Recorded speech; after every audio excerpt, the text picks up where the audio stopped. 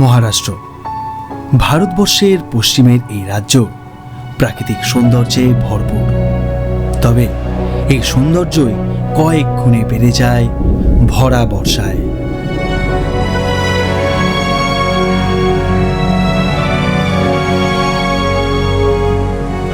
তখন শুকনো পশ্চিমঘাট পর্বতমালার বড় বড় পাহাড়গুলো মুড়ে যায় সবুজের চাদরে, জেগে ওঠে বড় বড় জলপ্রপাতগুলো। তবে বাঙালির কাছে চেনা মহাবালেশ্বর, লোনাভলা কিংবা মাথেরানের বাইরের এই অচেনা বর্ষার মহারাষ্ট্রের রূপ যেমন একদিকে সুন্দর, তেমনি রোমাঞ্চে ভরপুর। উল্টো দিকে রয়েছে মারাঠা সাম্রাজ্যের গৌরবান্বিত ইতিহাস, যা আজও লুকিয়ে রয়েছে এই বর্ষার মহারাষ্ট্রের মেঘের আড়ালে।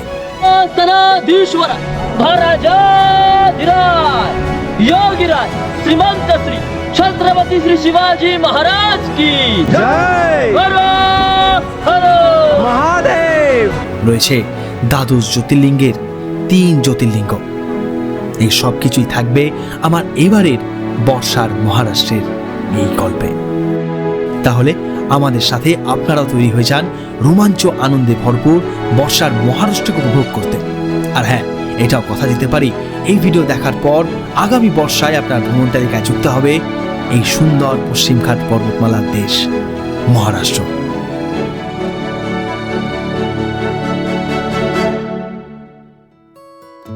দিনটা ছিল 25 আগস্ট 2025। হ্যাঁ, গত বছর বর্ষায় দাদার পুনেতে থাকার সুবাদে আমরা সকলে মিলে গিয়েছিলাম পুনে ঘুরতে। আর সেখান থেকেই শুরু আজকের পর্ব। সকাল সকাল ঘুম থেকে উঠে আমাদের বুক করা গাড়িতে উঠে পড়লাম, সকলে বেরিয়ে পড়লাম বর্ষার মহারাষ্ট্রের অপরূপ রূপ দেখতে। সুপ্রভাত, মহারাষ্ট্র থেকে একটা নতুন সকালে আপনাদের সকলকে স্বাগত জানাচ্ছি। বর্ষায় আপনাদের উড়িষ্যা দেখিয়েছি, বর্ষায় মেঘালয় দেখিয়েছি, বর্ষায় আরেকটা রাজ্য ভারতবর্ষের দারুণ সুন্দর সবুজে মেতে ওঠে, সেটা হলো মহারাষ্ট্র। আর এই বছর দাদার এখানে থাকার সুবাদে যেটা হয়েছে, অনেক মাস পর একসঙ্গে দেখা তো হয়েছে সকলে, বাট একসঙ্গে বর্ষায় আপনাদের মহারাষ্ট্র ঘুরিয়ে দেখাতে পারবো, সেই একটা সুবিধা হয়েছে। সকলে একদম তৈরি, এখন বাজে 6টা 10-15, আমরা বেরিয়ে পড়েছি। আচ্ছা, কোথায় যাচ্ছি? আগের ভিডিওতে আপনাদের বলেছি লোনাভলা, মহাবালেশ্বর এগুলো আমরা এবারে ঘুরছি না, ঘুরছি অফবিট মহারাষ্ট্র। এই জায়গাগুলো হয়তো আপনারা বাংলায় এর আগে কোনোদিন দেখেননি, সেই জায়গাগুলো আপনাদের ঘুরিয়ে দেখানোর চেষ্টা করব। আর এই দিকে রয়েছে সঞ্চিতা দিদি, অলরেডি এখন মুড়ি আর বাদাম চিক্কি খেতে ব্যস্ত। তার পাশে রয়েছে বৌদি, পিছনে রয়েছে সায়ন্তনদা আর দাদা, আর সামনে রয়েছে আমাদের ক্যাপ্টেন। এইদিকে আর দাদা রয়েছে। আমরা সকলে যাচ্ছি এখন তামহিনী ঘাট। সকাল সকাল বৃষ্টি ভেজা পুনে শহরকে পিছনে ফেলে এগিয়ে চলেছি আমরা। উদ্দেশ্য এই বর্ষায় সুন্দরী মহারাষ্ট্রকে দেখা। তবে আজ আমাদের গন্তব্য ছত্রপতি শিবাজি মহারাজের রায়গড় ফোর্ট। তবে পথে আমরা বেরোবো বিখ্যাত তামিনী ঘাট, দেখব অজস্র জলপ্রপাত। পুনে শহরের অবস্থানও দুর্দান্ত।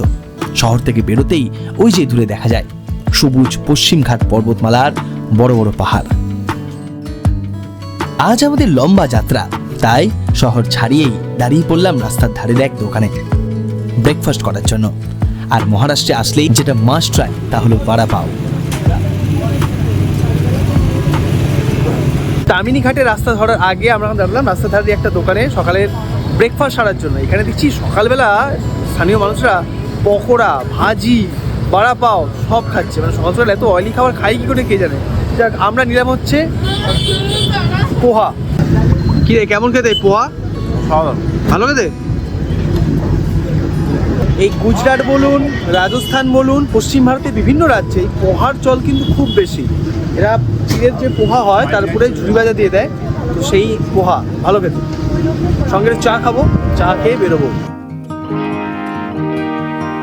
ব্রেকফাস্ট করে এগোতেই একেবারে যেন এসে পড়লাম সবুজের মাঝে।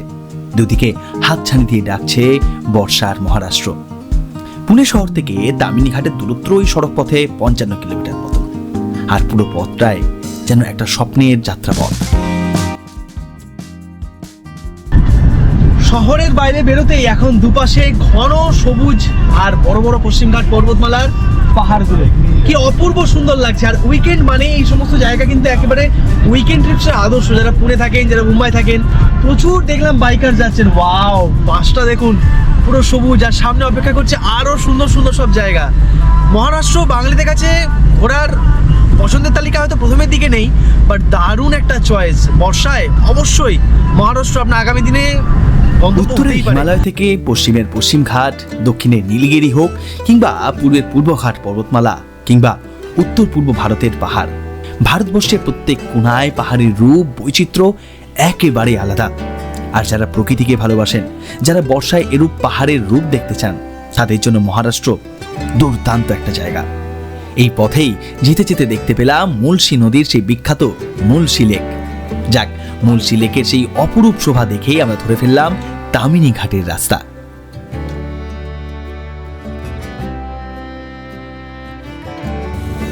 লোনাভলা, মহাবলেশ্বরের মতন চেনা মহারাষ্ট্রের বাইরেও এই অচেনা মহারাষ্ট্র সত্যি মন কেড়ে নিচ্ছে আমাদের সকলের।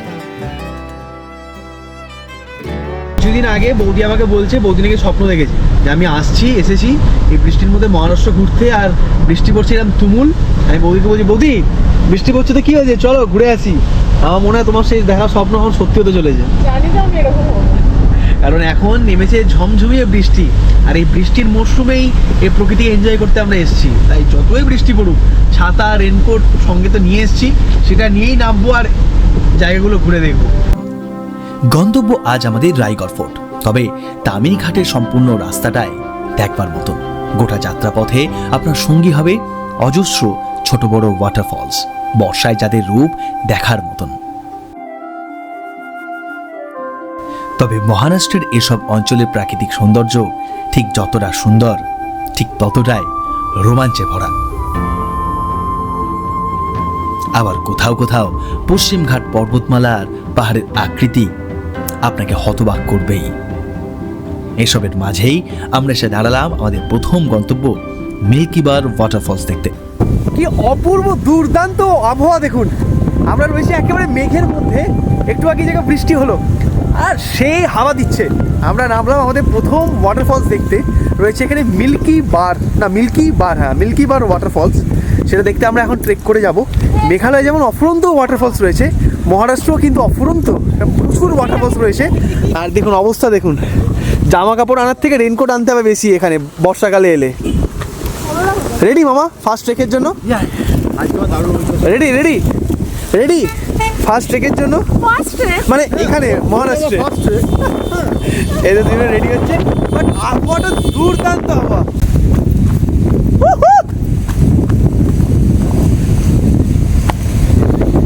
সামনে দেখুন ওই দূরে দারুণ সুন্দর একটা ওয়াটারফলস। মেঘে ঢেকে গেল তাই, নাহলে যা লাগছিল দেখতে দুর্দান্ত। তবে হ্যাঁ, মেঘালয়ের মতন এই মহারাষ্ট্রেও প্রতিটি ওয়াটারফলসের জন্য রয়েছে একটি করে হাইক। এই মিল্কি বার ওয়াটারফলসও তার ব্যতিক্রম নয়। মেঘেদের মধ্যে বৃষ্টিকে মাথায় নিয়েই আমরা এখন চলেছি খাড়াই ঢালু পথ পাড়ি দিয়ে মিল্কি বার ওয়াটারফলস দেখতে। হ্যাঁ, তবে জানতে পারবেন আরেকটু পর এই যাত্রায় আমাদের কাছে হয়ে যাবে রোমাঞ্চে ভরা। ওই যে বলেছি, মহারাষ্ট্র রোমাঞ্চকর। 3.5-4 কিলোমিটার দীর্ঘ এই হাইকে প্রথম অংশ সমতল ভূমি হলেও দ্বিতীয় অংশ শুরু হলো জঙ্গলের মধ্যে দিয়ে। তবে কেই বা জানতো এই জঙ্গল পার করেই অপেক্ষা করছে আমাদের জন্য এমন একটা জায়গা।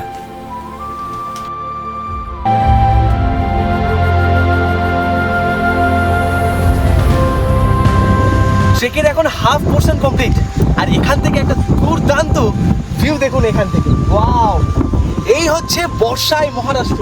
দূরে একটা ড্যাম এবং পশ্চিমঘাট পর্বতমালার কি অপরূপ সুন্দর দৃশ্য দেখুন। সামনে মেঘ যেন রাশি রাশি জমে রয়েছে পাহাড়গুলোর গায়ে, এবং বেশ কিছু ছোট বড় ঝর্ণা এখান থেকে দেখা যাচ্ছে। আর আমাদের এখন ট্রেক পথটা এইটা। এই অবধি সব ঠিকঠাকই ছিল, তবে এরপরে শুরু হলো ভয়ঙ্কর রাস্তা। পুরো পথটায় জঙ্গলের মধ্যে মাটির পাহাড়ি ঢালু পথ, যেতে হবে বাঁধা দড়ির সাহায্যে। এখানেই শেষ নয়, বাঁধা দড়ি শেষ হতেই পাথুরে ঢালু পথ, তারপরে হয়েছে বৃষ্টি। সব মিলিয়ে বেশ ভয় লাগছিল তখন। মাইরি বলছি, এত কষ্ট, এত কঠিন, বাপ রে বাপ, মানে মুহূর্তে মুহূর্তে বিপদ। এখানে সব মাটি একবারে আলগা হয়ে রয়েছে বৃষ্টির কারণে। এই পাথরটা ভর দিয়ে দিয়ে কোনো রকমভাবে যাচ্ছে, দেখুন একটু পাটা হরকালেই গড়িয়ে যাব সোজা সামনে। কিন্তু এতটা কষ্ট করার পর যা দেখলাম তা সত্যি মনে থাকবে আজীবন।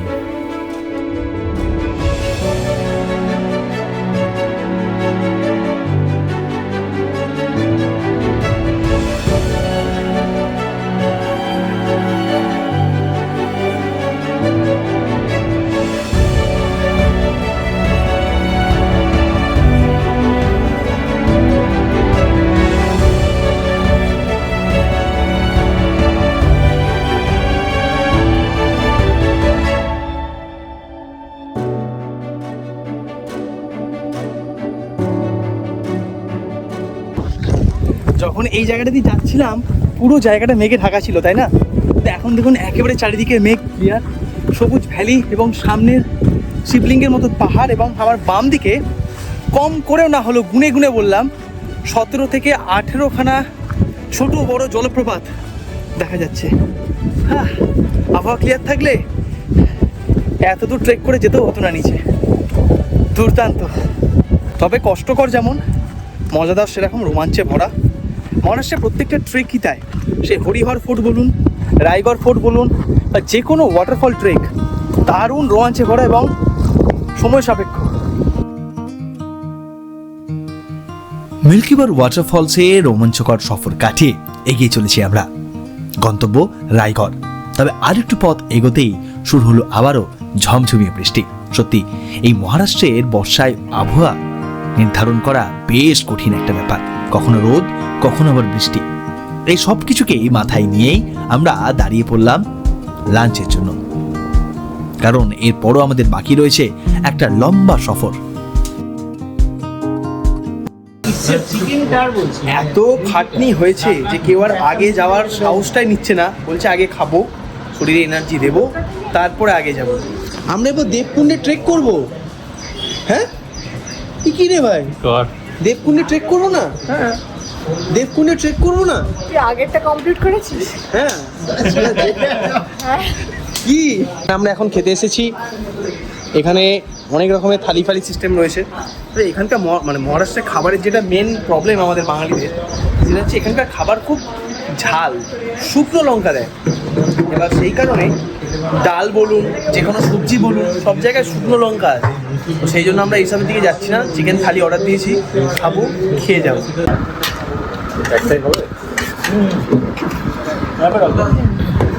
এখানে চিকেন থালি যদি নেন তার সঙ্গে কিন্তু ডাল দেবে না, বাট এগ থালি, ভেজ থালি নিলে তার সঙ্গে ডাল দেবে।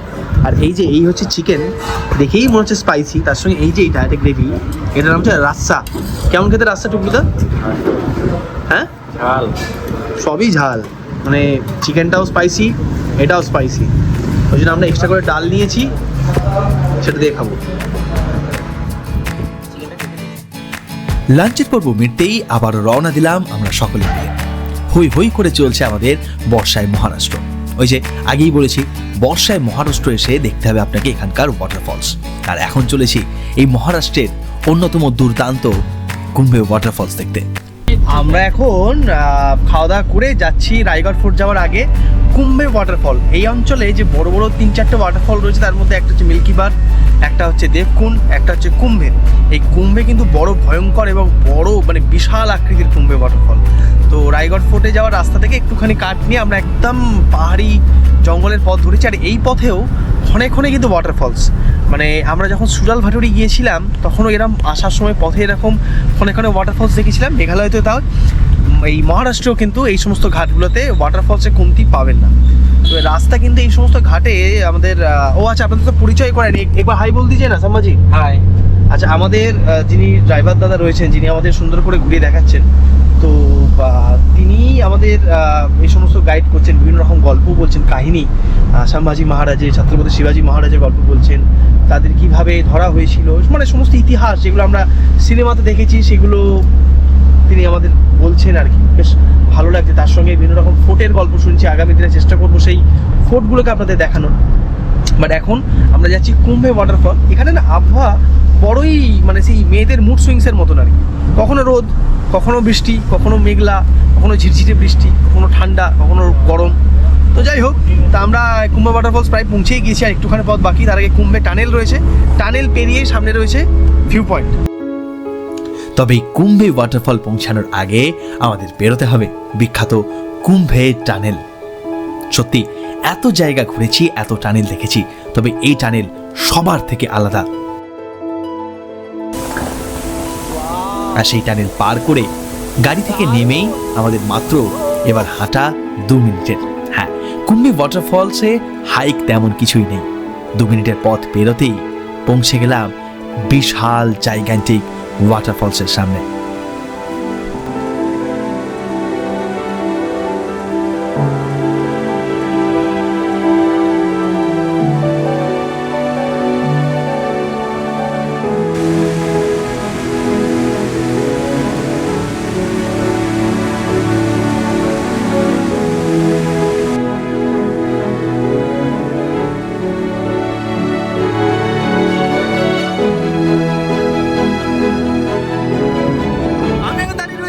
মহারাষ্ট্রের বিখ্যাত সেই কুম্ভে ওয়াটারফলসের সামনে, মাটি থেকে প্রায় কয়েকশো মিটার উঁচু থেকে সহস্র ধারায় দুধের মতন ঘুরে ফুটছে এই জলধারা। দুর্দান্ত, এবং আশপাশের পরিবেশটা দেখুন, চারিদিকে একেবারে সবুজ উপত্যকা এবং সবুজ পাহাড়, তার মাঝে অসংখ্য ওয়াটারফলসের সামনে যেন মধ্যমণি এই কুম্ভে ওয়াটারফলস। Wow man, wow! দেখুন ওই দূরে ওয়াটারফল, এবং এখানে যেমন জল, হাওয়ার জোর এত বেশি, নিচ থেকে জল জুম করে দেখা দাদা কি ফোর্সে উপর থেকে উঠছে। দেখুন অপূর্ব। আমরা তখন ওখানটাই ছিলাম, হেঁটে হেঁটে এখানটায় এলাম, এখান থেকে ভ্যালিটাই বা দেখুন। ও মাই গড, ওই দিকটা কিন্তু পুরো রোদ পড়ে আছে ওই দিকের ভ্যালিতে, মানে আমরা যেদিকে রায়গড় যাবো সেই দিকে। বাট এই ভ্যালিটা পুরোটা এখন মেঘলা এবং এত সবুজ, এবং এখানে অগণিত ঝর্ণা, ছোট বড়, মার্বেলাস মার্বেলাস, মানে মহারাষ্ট্র এত সুন্দর, ভাবনার বাইরে। শান্তনদা, কেমন লাগলো এই ওয়াটারফলসটা দেখে? One of the best. আমরা যদিও দেবকুণ্ডটা দেখতে পারিনি আজকে বন্ধ বৃষ্টির কারণে, বাট এটাও অসাধারণ। ওই দেখুন ওখানে দুজন গেছে ওয়াটারফলস দেখতে, আর একজন দেখে চলে এসছে। কেমন লাগলো? দুর্দান্ত, মানে এত হিউজ, এবং এই যে ফোর্স বা চারিদিকে সবুজের মাঝখানে সহস্র ধারায় ঝরে পড়া কুম্ভে। ব্যাস, আর একেবারে সময় নষ্ট নয়। তাই কুম্ভে ওয়াটারফলস দেখেই সোজা আমরা রওনা দিলাম ছত্রপতি শিবাজী মহারাজের রায়গড় ফোর্টের উদ্দেশ্যে। জানেন, এই পথের সৌন্দর্য যেন আগের থেকে আরো বেশি সুন্দর। দুপাশে দিগন্ত বিস্তৃত তৃণভূমি, তারপর শুরু হচ্ছে সবুজ বড় বড় পাহাড়। কুম্ভে ওয়াটারফলস থেকে প্রায় ঘন্টা দেড়েক মতন পথ পেরিয়ে শেষমেশ পৌঁছেই গেলাম বিকালের আগে এই গ্রামেই। মেঘের আড়ালে লুকিয়ে রয়েছে ছত্রপতি শিবাজী মহারাজের সেই দুর্ভেদ্য দুর্গ।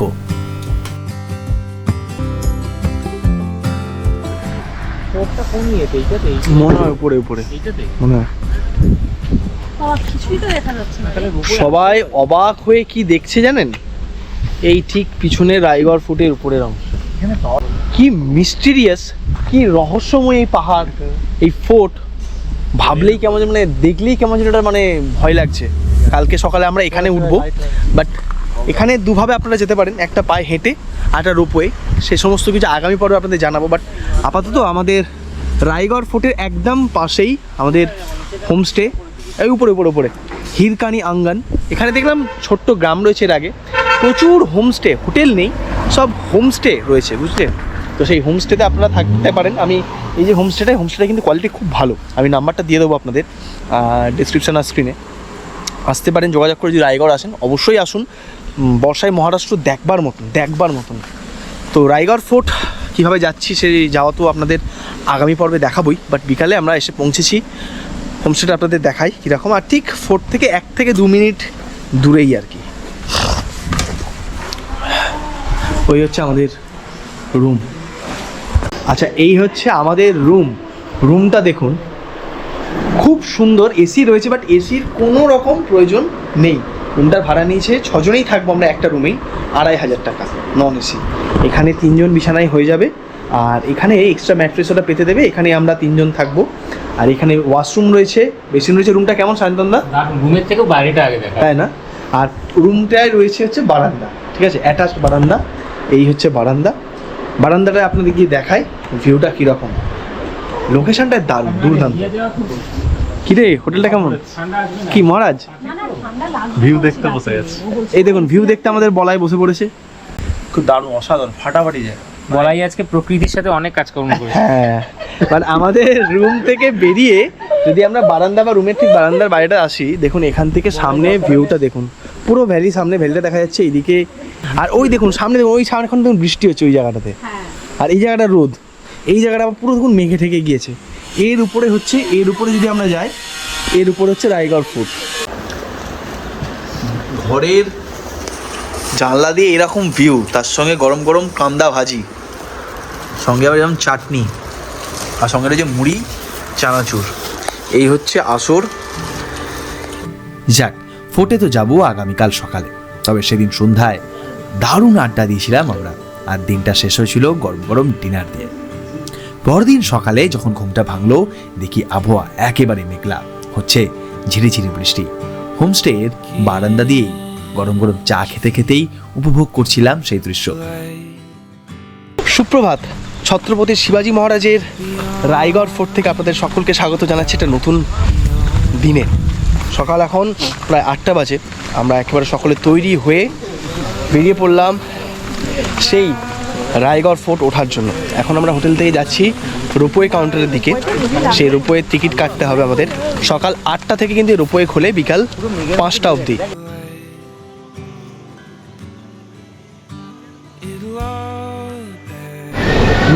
এই হচ্ছে রোপওয়ে কাউন্টার। রোপওয়ে কাউন্টারে এসে টিকিট কাটলাম।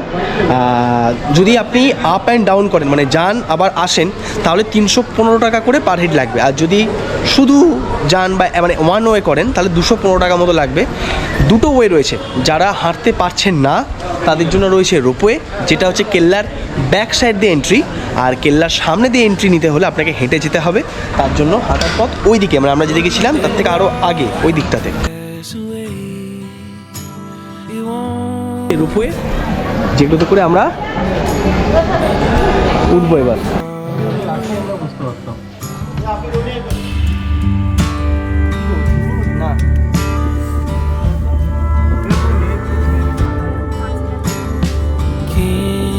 দুর্দান্ত এক্সপিরিয়েন্স। আমরা এখন রোপওয়ে করে উপরে উঠছি। ভাই কি লাগছে, চারিদিকটা সবুজ পাহাড়, মানে ভয় তো লাগছেই অবশ্যই। শান্তদা কেমন লাগছে? শান্তদা, ম্যাডাম, ও ম্যাডাম কেমন লাগছে? দাদা তো তোর লঙ্কায় অভ্যেসটা আছেই, ডেলি বেসিস দেয়। কেমন লাগছে? কি লাগছে দেখুন এখান থেকে। ও পিকটা দেখ, ও প্রায় মিনিট 7 মতন এরকম রোমাঞ্চে ভরা রোপওয়ে সফর করে আমরা এসে পৌঁছালাম মারাঠা সাম্রাজ্যের কেন্দ্রবিন্দু, ছত্রপতি শিবাজি মহারাজের সেই দুর্ভেদ্য দুর্গ রায়গড়ে, যা মুঘল এবং ব্রিটিশদের কাছে ছিল আতঙ্কের আরেক নাম। প্রায় 1200 একর আয়তন বিশিষ্ট এই রায়গড় এশিয়ার বৃহত্তম দুর্গ।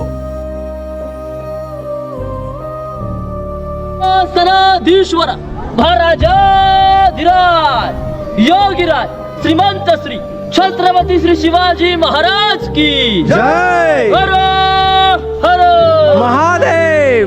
তবে রোপওয়েতে এই দুর্গের একদম পিছনের অংশে আমরা এসে নেমেছি। আর এই বিশাল আয়তনের দুর্গকে দেখতে আর তার ইতিহাস জানতে আমরা নিয়েছি একজন গাইড। সেই পুরো জায়গা ইতিহাস সহ ঘুরিয়ে দেখাবে আমাদের। তবে তার আগে আমাদের এখন দুর্গের পিছনের অংশ দিয়ে প্রবেশ করতে হবে দুর্গের মূল অংশে। बोलो छत्रपति शिवाजी महाराज की জয় हर हर মহাদেব। सर सबसे पहले तो आप सभी का इस रायगढ़ फोर्ट पे स्वागत है। मेरा नाम है तानाजी महादेव औकीरकर। इससे पहले आपने रायगढ़ फोर्ट देखा होगा, लेकिन आज हम रायगढ़ फोर्ट जो है प्रैक्टिकली देखने वाले। अगर ये रायगढ़ फोर्ट पूरी तरह से देखना है तो 2 दिन कम लगेगा। पूरा फोर्ट 1200 एकड़ में, लेकिन ऊपर जो मेन पॉइंट है वो सब हम 1 घंटे में देख सकते हैं। छत्रपति शिवाजी महाराज ने यह किला 15 मई 1656 में 1656 में जो जावली के चंद्रहार मौर्य उनसे हासिल करके अपने हिंदवी स्वराज में शामिल किया। जब महाराज ने किला जीता, इस सर पहाड़ का नाम था रैरी का पहाड़, और जो रैरी का पहाड़ था वो चंद्रा मौर्य कब्जे में था। चंद्रा मौर्य जो था आदित्य का सिपाही था। अब महाराज को यह पहाड़ में कब्जे में लाना, तो उन्होंने क्या कि सबसे पहले यहाँ जो सरदार था चंद्रा मौर्य, उसको प्यार से खत लिखा कि चंद्रा मौर्य हमारे हो, हमारे स्वराज्य में शामिल हो जाओ, हम दोनों मिलकर ये हिंदवी स्वराज्य खड़ा करेंगे। लेकिन जो मौर्य था वो था कमंडी था, गुस्सेल था। उन्होंने उस टाइम महाराज को उलट खत लिखा जिसमें कहता है कि कौन कहता है आप राजा हो, इस जावली प्रांत के असली राजा हम हैं, अगर आपको युद्ध के लिए कराना है आप आज आ जाओ, हमने आपके स्वागत के लिए तोहफे और बम्बारी सजा कर रखा है। ऐसा उन्होंने खत लिखकर छत्रपति शिवाजी महाराज से युद्ध का चैलेंज किया। अब इससे क्रोधित होकर महाराज ने उनके जो मेन 145 सिपाही थे उनको इस किले के ऊपर आक्रमण के लिए भेज दिया। अब उन्होंने सर इस किले को उस टाइम लगभग 11 मतलब पूरे किले को 3 महीने तक घेर लिया था सर। उस दौरान ये चंद्रा मौर्य का भाई था हनुमंतराव मौर्य मारा गया। अब चंद्रा मौर्य में डर पैदा हो लगा कि छत्रपति शिवाजी महाराज मुझे भी इधर मार देंगे, इसीलिए इसी कारण वो 15 मई 1656 में महाराज जो शरण है उसी दिन किला छत्रपति शिवाजी महाराज के कब्जे में आ गया। जब महाराज ने किला जीता, सिर्फ 5 दिन जीतने के बाद इस किले के ऊपर उन्होंने 14 इयर्स काम किया। अब 14 में क्या क्या बनवाया, तो 11 तालाब, 84 पानी की टंकियां और 350 बिल्डिंग। अब जिस रोप से किले की बैक साइड है सर, किले की फ्रंट साइड उस तरफ जहां से लोग पैदल आते हैं 2000 स्टेप चढ़कर ऊपर, हमने जिस रोप से आए, आप जिस रोप से आए वो सर रोपवे 1996 में बना है। अब जिस स्टेप चढ़कर ऊपर यहाँ तक, ये स्टेप सर 2007 में बनाई है। और यहाँ से जो मेन पुराना किला यहाँ से शुरू होता है, ये सामने वाली सीढ़ियां वो पुरानी है, यहाँ से मेन किला शुरू होता है, पूरे किले की बैक साइड है। अभी जिस गेट से हम किले के अंदर एंटर करने वाले सर, उस गेट को कहा जाता है मेना गेट। 350 साल पहले छत्रपति शिवाजी महाराज की रानियां और बड़े बड़े घरों में स्त्रियां थी, महिलाएं थी, वो सनसेट और सनराइज देखने के लिए मेना में बैठकर ऊपर आज करती है। मेना गेट कहा जाता है। ये किले की बैक साइड है। मेना पता है आपको, डोली जैसा होता है सर मेना, लेकिन मेना पैक बंद रहता है और डोली ओपन रहती है, इसको मेना गेट कहा जाता है। अभी हम सब लोग इस मेना गेट से मेन किले के अंदर एंटर करके उस टाइम का मेन बाले किला देखने के लिए शुरू करेंगे। बोलो छत्रपति शिवाजी महाराज की जय, हर हर महादेव।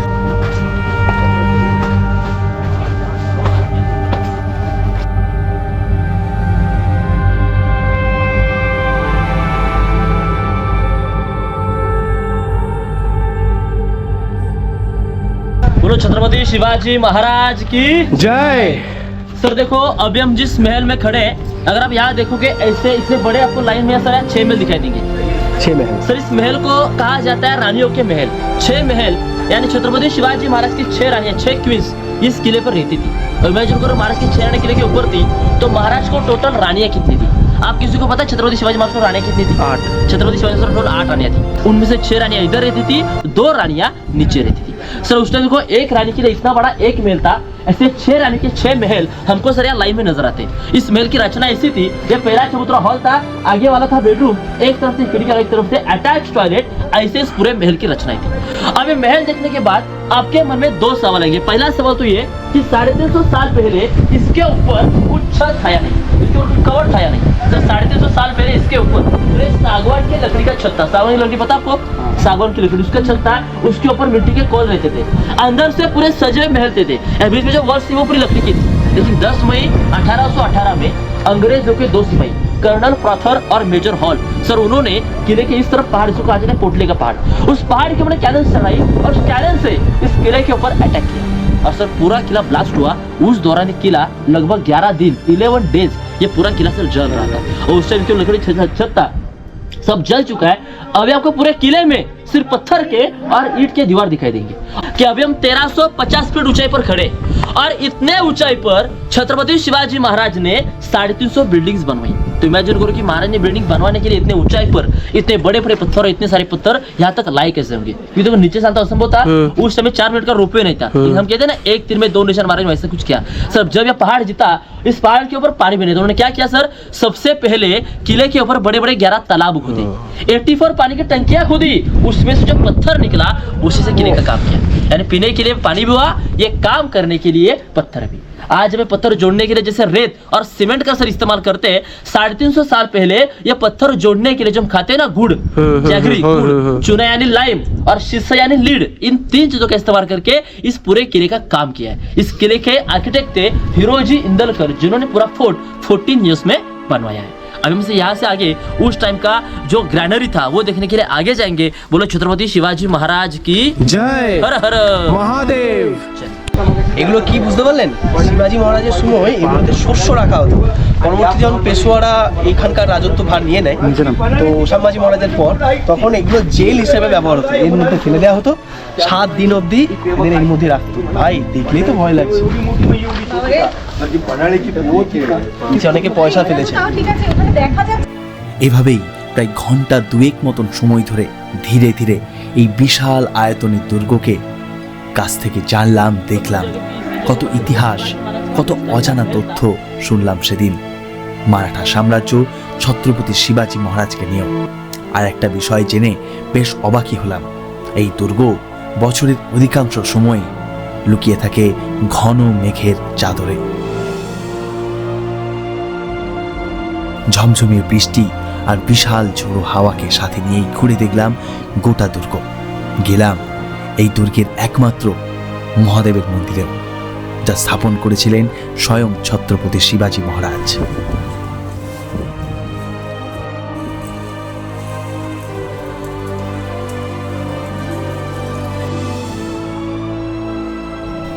রায়গড় ফোর্ট ঘোরা শেষ হতেই সেদিন চলে আসি আবার আমরা রোপওয়ে করে নিচে।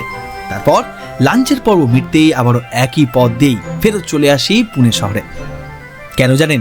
কারণ আগামীকাল গণেশ চতুর্থী, আর গণেশ চতুর্থী মানেই মেতে উঠবে গোটা পুনে শহর সহ গোটা মহারাষ্ট্র।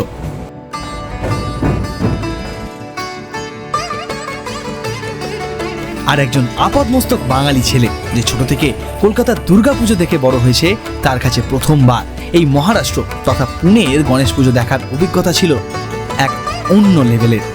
সেই ভিডিও অলরেডি আমাদের লাইফস্টাইল ব্লগ চ্যানেলে আপলোড রয়েছে, দেখতে পারেন। তবে গণেশ চতুর্থী মিটতেই তার পরের দিন আবারও আমরা রওনা দিই বর্ষার মহারাষ্ট্র দেখতে। তবে এইবার আর দক্ষিণ পশ্চিম দিকে নয়, যাব সোজা উত্তরে। এই অপূর্ব সুন্দর মহারাষ্ট্রে যেমন একদিকে রয়েছে প্রাকৃতিক সৌন্দর্যে ভরপুর, তেমনি এই মহারাষ্ট্রে রয়েছে দ্বাদশ জ্যোতির্লিঙ্গের 3টি জ্যোতির্লিঙ্গ। তারই একটি ভীমাশঙ্কর দর্শনে যাচ্ছি আজ আমরা সকলে। এখান থেকে ভীমাশঙ্কর এখনো প্রায় 7 কিলোমিটারের বেশি। আমরা ঢুকে গেলাম মাঞ্চারগাঁও। এই জায়গাটার নাম হচ্ছে মাঞ্চারগাঁও। এখান থেকে বাঁদিকের পথ ভীমাশঙ্করের দিকে যায়, আর এই যে সোজা পথ বেরিয়ে গেল তা চলে যায় নাসিকের দিকে। আচ্ছা, এই মহারাষ্ট্রে দেখলাম সব জায়গায় রেল লাইনের সুবিধা কিন্তু বিশেষ তেমন নেই। আমাদের এখানে যেমন সব জায়গায় কানেক্টিভিটির রেল লাইনের সুবিধা রয়েছে, এখানে কিন্তু সে সমস্ত নেই। যেমন ধরুন এই ভীমাশঙ্কর কিন্তু আপনি ট্রেনে ট্রেন পে আ सकते हैं नहीं आ सकते না, ট্রেনেও কিন্তু আপনি এখানে আসতে পারবেন না। মেনলি আপনাকে বাস বা গাড়ি করতে হবে। তারপর যেমন নাসিক, পুনে থেকে নাসিক যাওয়ার কিন্তু কোনো ডিরেক্ট ট্রেন নেই। এক মুম্বাইয়ের কল্যাণ হয়ে আপনাকে ভাড়া যেতে হবে, আর নাহলে এইদিকে যেদিক দিয়ে আমরা আসলাম দুরন্ত এক্সপ্রেসে, সেই মানপার হয়ে আবার এদিকে ঢুকতে হবে নাসিক রোডের জন্য। এরকম বিভিন্ন জায়গা রয়েছে যেখানে রেল লাইনের সুবিধা কিন্তু নেই। তাই মহারাষ্ট্র যদি ঘুরতে চান, আমার মনে হয় ট্রেনের থেকে সুবিধা হবে গাড়ি। পথের ধারের এক দোকান থেকে আমরা দাঁড়ালাম, একটু চা বড়া পাও যেটা খাবো। আর এখানে সঞ্চিতাদি কি দেখেছি জানেন? সঞ্চিতাদি দেখো, বললাম না মহাদেব ইজ এভরিওয়্যার। এই দেখুন আমার ফেভারিট খাবার মুড়ি চানাচুর। থেকে বললাম পিকু এটা না দেখে মুড়ি চানাচুর মনে হচ্ছে। বৌদি বললো না না ইম্পসিবল, হতেই পারে না। বৌদি কুছ বলো। কি করে জানবো যে এখানে মুড়ি চানাচুর পাবি? এখানে আছে মুড়ি, চিউড়া আর চানাচুর। তবে সেই দিকে না গিয়ে আমরা নিয়েছিলাম ইডলি সাম্বার। সেই দিয়ে জমিয়ে ব্রেকফাস্ট সেরে রওনা দিলাম ভীমাশঙ্করের উদ্দেশ্যে। তবে ইতিমধ্যেই চালু হয়ে গিয়েছে ঝমঝমিয়ে বৃষ্টি। শহর ছাড়িয়ে আরও কিছুটা পথ এগোতেই আবারও এসে পড়লাম সেই সবুজের মাঝে। চারিদিকে ঘন সবুজ পাহাড়, সঙ্গে রয়েছে জঙ্গলও। এই হলো আসলেই বর্ষার মহারাষ্ট্রের রূপ।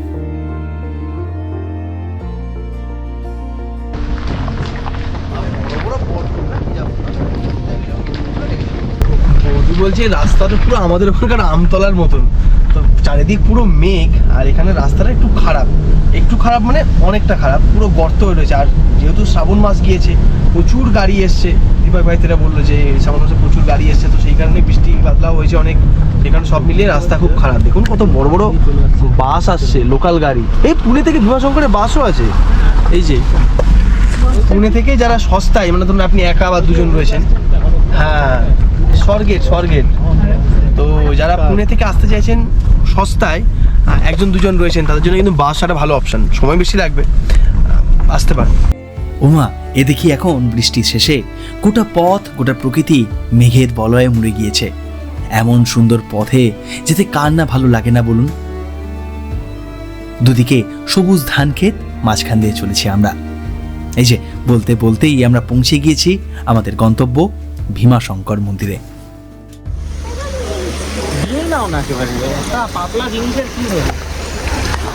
এই গাড়ি হয়ে গেল পার্কিং, এরপর আমরা যাচ্ছি মন্দিরে।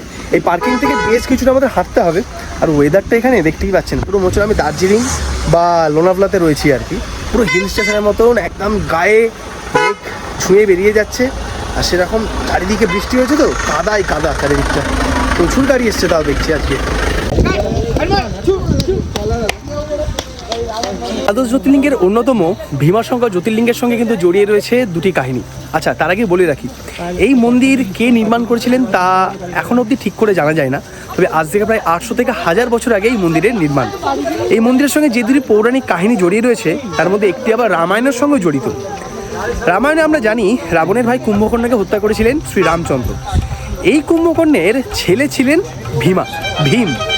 আমাদের ওই মানে পঞ্চপাণ্ডবের ভীম নয়, কুম্ভকর্ণের ছেলেও ছিল আরেক ভীম। তো সেই ভীম তখন উদ্ধত হন রামচন্দ্রকে হত্যা করেন। সেই জন্য তিনি তৎকালীন যে রাজা কামরূপেশ্বর তাকে বারংবার হুমকি দেন মহাদেবের পুজো বন্ধ করতে, কিন্তু তিনি তো কথা শোনেন না। তাই বাধ্য হয়ে তিনি কামরূপেশ্বরকে বন্দি করে নেন কারাগারে। কিন্তু কারাগারে বন্দি করেও কোনো তার ফল পাওয়া যায় না, কারণ তিনি কারাগারের মধ্যেও বন্দি হয়ে মহাদেবের পুজো শুরু করেন। তারপর তিনি বাধ্য হয়ে তরবারি দিয়ে সেই মহাদেবের যে লিঙ্গ তাকে আঘাত হানতে উদ্যত হন। সেই সময় সেই জায়গায় আবির্ভূত হন মহাদেব, এবং মহাদেব তখন সেই ভীমকে হত্যা করেন। এই সময় ওই জায়গায় সমস্ত ভগবান আবির্ভূত হন এবং মহাদেবকে অনুরোধ করেন তিনি যেন এই জায়গায় জ্যোতির্লিঙ্গ রূপে আবির্ভূত হন। সেই থেকে নাকি এই ভীমাশঙ্কর জ্যোতির্লিঙ্গের সৃষ্টি। এই ক্ষেত্রে বলে রাখি, মহাদেব এখানে যে রূপে আবির্ভূত হয়েছিলেন তিনি ছিলেন ভীমাশঙ্কর রূপে, সেই জন্য এই মন্দিরের নাম হয়ে যায় ভীমাশঙ্কর।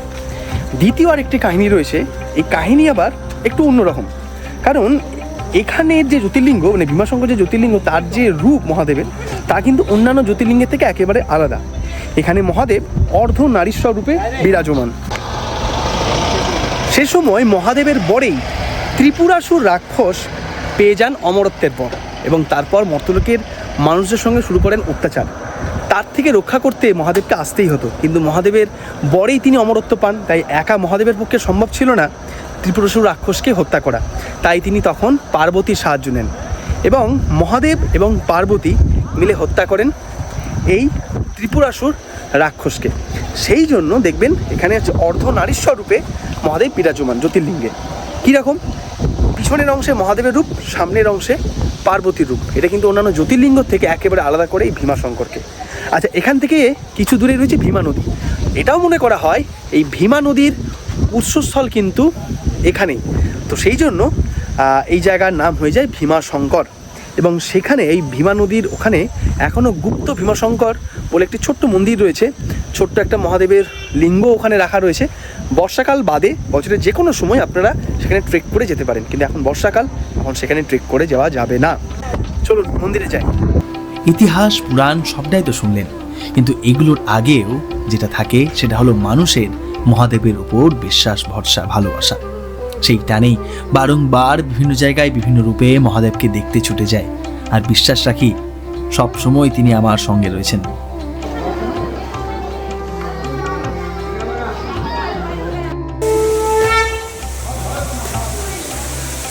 এই শুরু হলো হচ্ছে সিঁড়ি। এই সিঁড়ি দিয়ে প্রায় 200-250টা সিঁড়ি রয়েছে। এই সিঁড়িতে আমাদের নিচে নামতে হচ্ছে।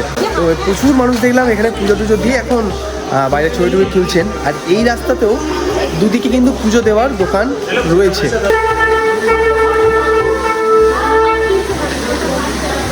এই নিয়ে নিলাম পুজো। এখানে বিভিন্ন ডালা রয়েছে, 100 টাকা সাধারণত ডালা রয়েছে আর কি। হ্যাঁ, আচ্ছা, 100 টাকা সব ডালা রয়েছে, সেটা নিলাম। এবার নিচে যাচ্ছি, জুতো রাখার জায়গা নিচে মন্দিরের সামনেই রয়েছে।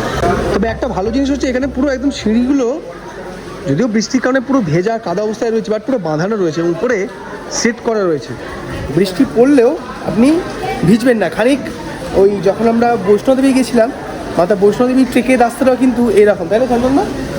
আর রাস্তার দুধারে প্রচুর খাবার দোকান রয়েছে, প্রসাদের দোকান রয়েছে, প্রসাদও কিনতে পারেন, প্যারা প্রসাদ, এখানে ফুলও কিনতে পারেন ডালা পুজো দেওয়ার জন্য। এবং এখানে যেটা শুনলাম যে আপনি নাকি এখানে মহাদেবকে স্পর্শ করতে পারেন, যেহেতু এটা স্বয়ম্ভু শিবলিঙ্গ, এবং তার সাথে আপনি মাথায় জলও চড়াতে পারেন। আচ্ছা, আমরা আগে দর্শন করে আসি।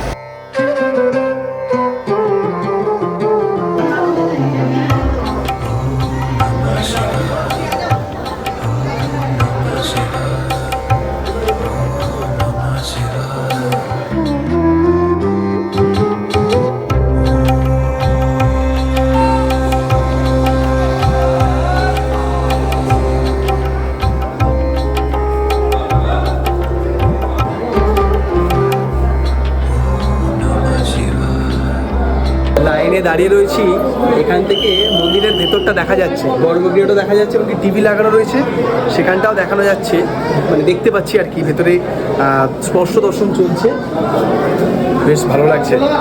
দ্বাদশ জ্যোতির্লিঙ্গের আরও একটা সম্পূর্ণ হওয়ার পথে মহাদেবের কৃপায়।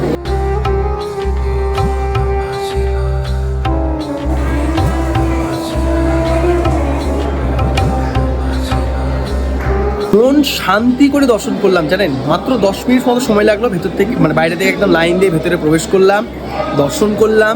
অনেকে ওখানে অভিষেক করছেন সেটাও দেখলাম, আমরা স্পর্শ করে দর্শন করলাম। আচ্ছা, এখানে একটা কথা বলে রাখি, এখানে যে জ্যোতির্লিঙ্গের যে রূপ তা কিন্তু অন্য রূপের থেকে একেবারে আলাদা।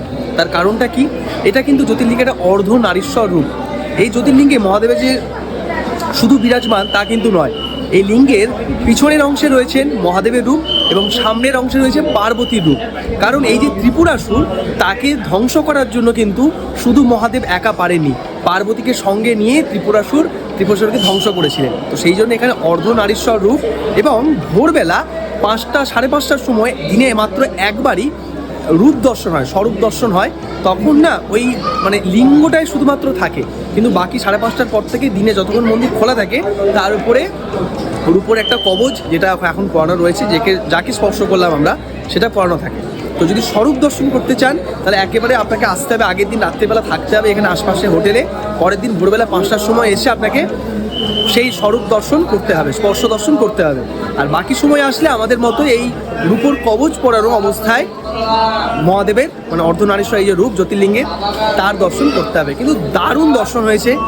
সঙ্গে এখানে যে আমরা বাইরে বেরিয়ে আবার প্রসাদও নিলাম, এখানে দেখুন নন্দী ভিঙ্গি রয়েছে, এবং এখান থেকে মন্দিরের কিছুটা অংশ দেখা যাচ্ছে। এই দেখুন কেমন দর্শন কেমন হয়েছে বৌদি? ভালো।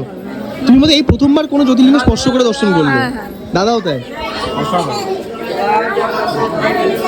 কেমন দর্শন কেমন হলো? ফাটাফাটি, সবই যদি দারুণ হয়েছে। ওনার ইচ্ছা মতোই হয়েছে যা হয়েছে। কি দারুণ দেখতে লাগছে, দেখুন পুরো মেঘের চাদরে ঢেকে রয়েছে এখন মন্দির। এবং এখানকার স্থাপত্যকলা যেটা মানে নাগারা যে স্থাপত্যকলা, সেই নাগারা স্থাপত্যকলার নিদর্শনগুলো দেখুন গোটা মন্দিরের চূড়ো সমেত মন্দিরের দেওয়ালে। এবং আমি যেটা দেখলাম, ভীমাশঙ্কর বলুন, ত্রম্বকেশ্বর বলুন এবং কৃষ্ণেশ্বর, এই 3 মন্দির যেটা মহারাষ্ট্রে রয়েছে 3টে জ্যোতির্লিঙ্গ, তার কিন্তু স্থাপত্যকলার নিদর্শন খানিক এক। এবং উপরে দেখুন একদম মন্দিরের চূড়োই সোনার চূড়ো ছাড়া রয়েছে একটা ত্রিশূল, এবং মন্দিরের গায়ে বিভিন্ন পশু, হিন্দু ধর্মের যেটা বাহন তার যেমন একটা মূর্তি রয়েছে, যেমন এখানকার যে নাগারা শিল্পকলা তার কিন্তু পুরো মন্দির জুড়ে নিদর্শন রয়েছে। এবং হিন্দু দেবদেবীদেরও কিন্তু নানান মূর্তি এখানে রয়েছে। প্রচুর মানুষ এখানে ভিড় করেছেন আজ, খুব ভালো দর্শনও করলাম আজকে, বেশ ভালো। ব্যাস, এই পর্যন্তই ছিল আমাদের বর্ষার মহারাষ্ট্রের গল্প। আগামীকাল সকাল হতেই আমি পুনেকে টাটা বাই বাই জানিয়ে বেরিয়ে পড়েছিলাম স্বপ্ননগরী মুম্বাইয়ের উদ্দেশ্যে। তবে গেছিলাম এক বিশেষ ট্রেনে, যা এই ভারতবর্ষের অন্যতম সুন্দর ট্রেন যাত্রা। সেই ভিডিও নিয়ে ফিরছি আগামী পর্বে খুব শীঘ্রই। আর কেমন লাগলো বর্ষার এরকম অচেনা মহারাষ্ট্রের অপূর্ব সুন্দর রূপ, তা কিন্তু কমেন্ট সেকশনে জানাতে ভুলবেন না। আর ভিডিওটা ভালো লাগলে লাইক করে, চ্যানেলে নতুন হলে সাবস্ক্রাইব করে পাশে থাকবেন।